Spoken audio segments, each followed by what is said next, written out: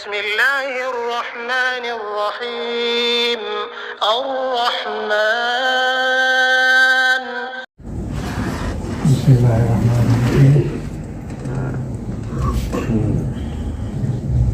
बदर भाई, शाही साहब, प्रधान भाई,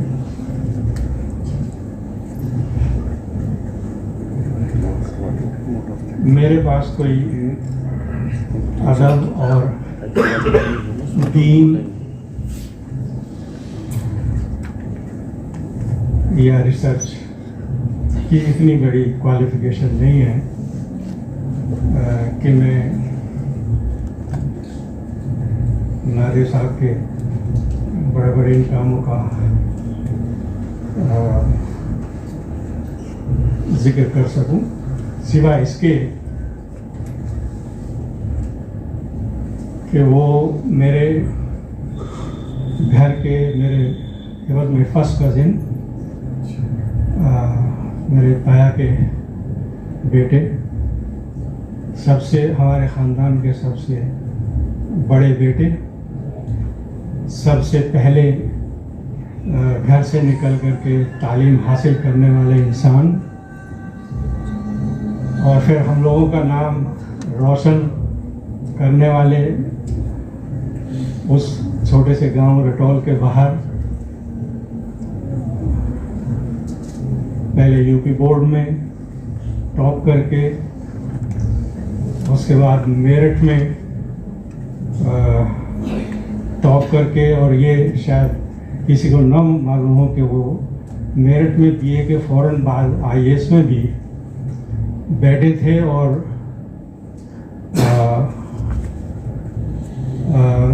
रिटिन में उन्होंने पास किया। इस वक्त ऐसा माहौल नहीं है, मगर फिर भी उस वक्त जब वो मेरठ में पढ़ते थे तो तब तक उनका दीनी रुख उतना, वो तो लखनऊ में जाकर के पहले खानका से जुड़े, उसके बाद तबलीगी जमात से जुड़े। ये थोड़ी सी बारीकी मैं इसलिए जानता हूँ कि मैं उनके फैमिली से बिलोंग करता हूँ। तो मेरठ में जब उनका आईएएस में सिलेक्शन हुआ तो उनके साथ एक तो लोग, और जो खेकड़ाई से उनके उससे पढ़ के मेरठ गए थे, तो किसी ने सुबह ही सुबह उनसे जब रिजल्ट आया आईएएस का, तो उन्होंने जा करके सुबह ही सुबह नादिर साहब को ये खबर दी कि आपका फाइनल सिलेक्शन भी हो गया। तो जो वहाँ के हॉस्टल के स्टाफ थे वो लोग उनको मुबारकबाद देने के लिए आए। उन्होंने जितना उनके पास अपना पॉकेट मनी था वो सब उन लोगों को बांट दिया। ये जो है हमारे उनके ज़हीन होने का मतलब मैं एक मिसाल दे रहा हूँ। उसके अलावा जब वो मेरठ से तालीम हासिल के लखनऊ चले गए तो फिर वो ज़िंदगी उनकी एक दूसरी रास्ते में गई। वहाँ पर पहले जैसा मैंने अर्ज़ किया खानका से जुड़े, उसके बाद फिर कुछ अरसे के बाद वो तबलीग में जुड़े। और ये तो अख्तर वासे साहब ने और सब लोगों ने तज़किरा किया इसका कि सहाफ़त में जो रिसर्च में जो उनका काम है वो बहुत ही यूनिक टाइप का है, और सहाफ़त में जो रिसर्च करना चाहते हैं वो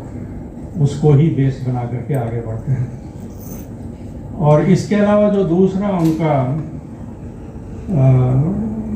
अपनी ज़िंदगी का सबसे बड़ा मरहला जो उनका तबलीग से जुड़ना है, वो हम सब लोगों के लिए एक हम लोगों के लिए रटौल के लिए, उसके बाद फिर अलीगढ़ के लिए, उसके बाद फिर निज़ामुद्दीन में जो हमारा मरकज़ है उसके लिए, और उसके बाद इंटरनेशनल लेवल पे जो मुझे उनके साथ सफ़र करने का भी तबलीग में और otherwise as a family member भी बहुत शर्फ हासिल रहा। और हम लोग ऐसा लगता है कि जैसे और भी हमारे यहाँ से लोग उसके बाद निकले, लेकिन ऐसा लगता है कि जैसे नादिर साहब के जाने के बाद हम लोग एक तरह से शायद यतीम हो गए हैं, और जो रिकग्निशन उनको पूरी दुनिया में मिली थी वो हम लोगों को भी बाइस फ़ख्र और मुसर्रत देती थी, वो अब हमारे लिए ख़त्म हो गई है। इस वक्त जब उनकी सारी खूबियाँ सब लोग इतनी बयान कर चुके हैं, तो मेरे पास अब कुछ ज़्यादा उनकी खूबियों के बारे में तो बताने के लिए नहीं है, सिवाय इसके कि मैं भी, हाँ, मैं उनके जो वालिद साहब ताया एजाज खां हमारे, उनका भी एक तज़किरा करना चाहता हूँ। वो भी हमारे इलाके के, हम लोग ज़मींदार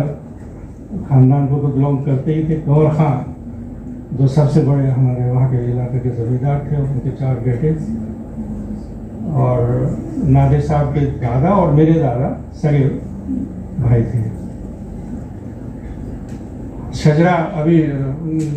हम लोग जुनैद भाई से कर रहे थे कि मतलब वो शजरा शायद अगर हम लोगों को मिल जाए तो फिर हम और अपनी रूट्स को और ज़्यादा मालूम करने की कोशिश करेंगे, और नादिर साहब के सिलसिले से उसको और आगे शायद कराने की कोशिश करेंगे।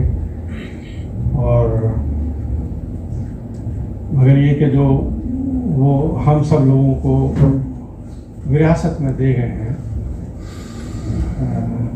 दयानतदारी, ईमानदारी, दीनदारी, और जो उनके अंदर उनका तक़वा और उनका जो हर चीज़ का एक मयार था, अल्लाह ताला हम लोगों को भी उसका कुछ भाग, अगर हम लोगों को उसका कुछ हिस्सा हम लोग को मिल जाए तो हम लोग कुछ नसीब समझेंगे। मैं आखिर में दुआ करता हूँ कि हम सब लोगों को इस वक्त को